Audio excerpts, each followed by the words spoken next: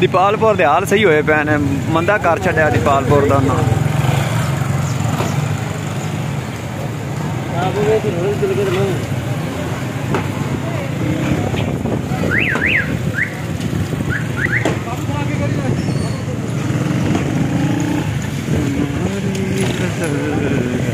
तस्वुर तुम्हारा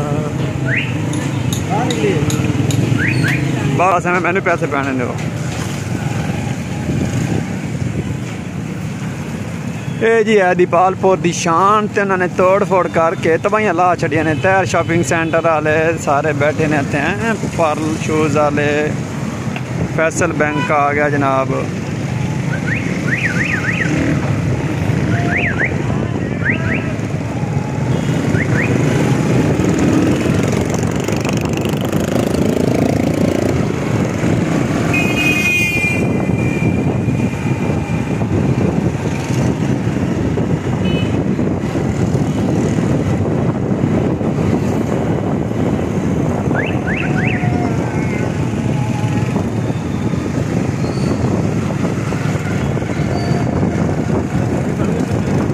नहीं समोसा समोसा खवा जा